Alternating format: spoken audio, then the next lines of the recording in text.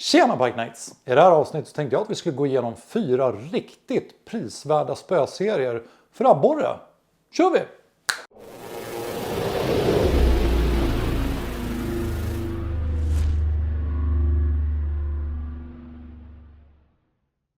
Ibland så kan säkert ni precis som jag vara i behov av att köpa någonting som kanske inte är sådär jättedyrt för att man är sugen att bara testa på. Kanske en fiskemetod eller en fiskart eller en bil eller vad tusan det än är. Och i det här avsnittet så tänkte jag att vi ska titta på 4 spöserier där vi fokuserar på haspel. Men många av de här spöserierna har även spinnspön i sin lineup.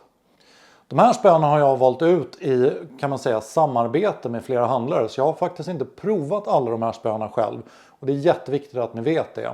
Jag håller på och testar 2 av dem som ni kommer få se sen i slutet av det här avsnittet. Som jag ska göra längre recensioner om.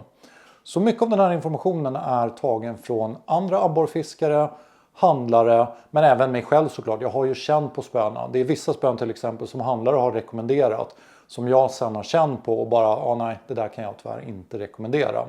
Så de här 4 spöserierna, de har jag känt på.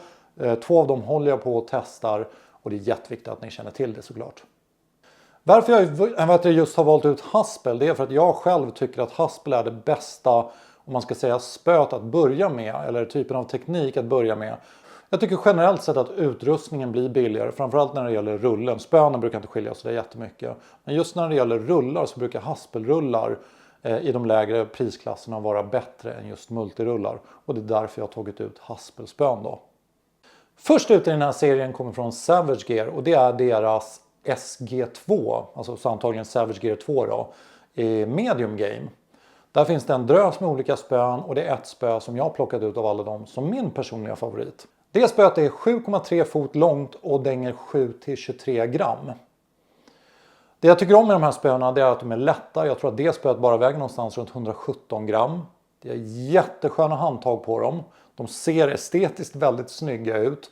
Och har en sån här rolig fiskekänsla som Savage Gear spön väldigt ofta har.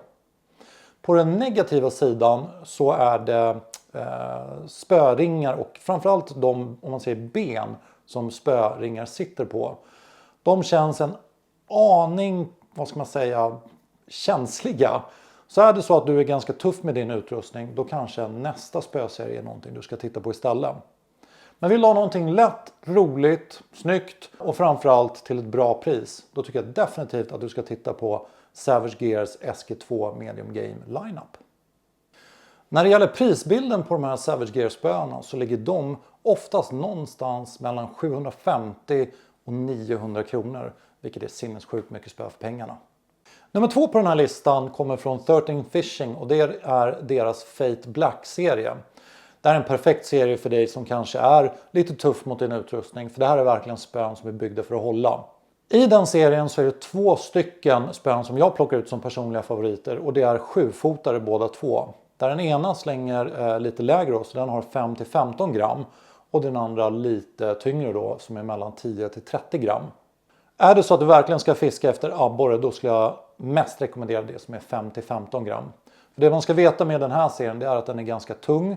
Jag tror det spöet väger till och med upp mot 130 gram eller någonting sånt. Vilket är ganska mycket för ett så här litet lättspö om man säger. Och med lätt menar jag kastvikten på det. Så tänk på det, det här är mer robusta prylar. Och det kanske passar just dig.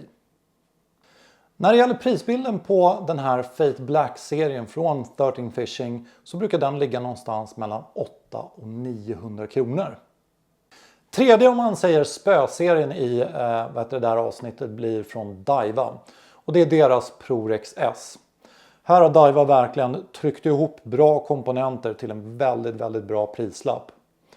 Av de spöna som jag har plockat ut så är det framförallt ett 7-fotare som slänger mellan 5 och 25 gram. Det är även ett spö som jag håller på att testa just nu. Så håll koll på kanalen så kommer jag förhoppningsvis kunna lägga upp en längre recension om det spöet och den spöserien längre fram. Den här ProRex S-serien kan man få tag på så lågt som 700 kronor. Men det rekommenderade priset för den ligger någonstans runt 795. Fjärde och sista spöserien då i den här videon om väldigt prisvärda spön för abborre blir Berkeleys Urban. En spöserie som jag håller på och testar en hel del nu. Av alla de spön, för det här finns det alla möjliga olika typer av spön i den här serien då. Men det är spö som jag gärna skulle plocka fram som min personliga favorit. Det är ett 7,3 fot långt allrounder-spö heter det. Som kastar mellan 7 och 24 gram. Det här är verkligen ett spö som liksom osar bang for your buck. Det är starka spöringar, skön klinga, jätteskönt grepp. Om ni klarar att överleva den här East 17 Pop 90-tal kammon som finns med på den. Bra saker att tänka på, det är att spön är lite svampiga. Så är det så att man är ute efter den där spöserien i lite snabbare aktion, då kanske du ska kolla mer mot det här från Savage Gear SG2 eller till och med Fate Black då från 13 Fishing som känns som lite snabbare spön då. Känn jättegärna på spöna in i någon butik innan du bestämmer dig.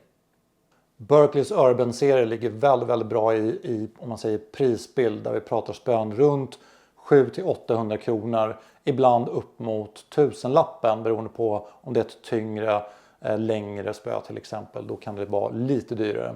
Men det här allrounder till exempel kan man hitta väldigt ofta för någonstans 750-800 kronor. Det här var 4 riktigt prisvärda spöserier när det gäller framförallt haspel. Men som sagt, det finns även spinnspön i många av de här serierna för abborre.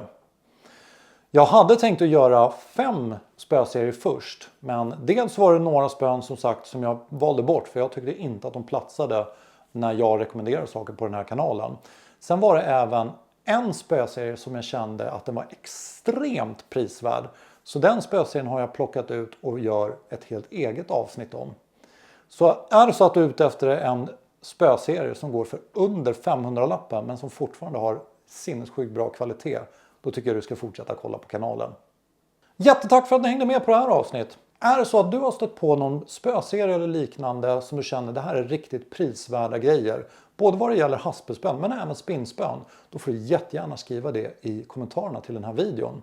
Jag vill ju att det här ska bli som ett forum där man kan dela med sig av sina erfarenheter så att alla som letar efter nya produkter eller begagnade produkter kan få en så bra utvärdering av dem innan de lägger surt förvärvade pengar på dem. Som alltid, ta hand om er, ta hand om fisken, ta hand om spöna. Ses vi om en vecka. Tja!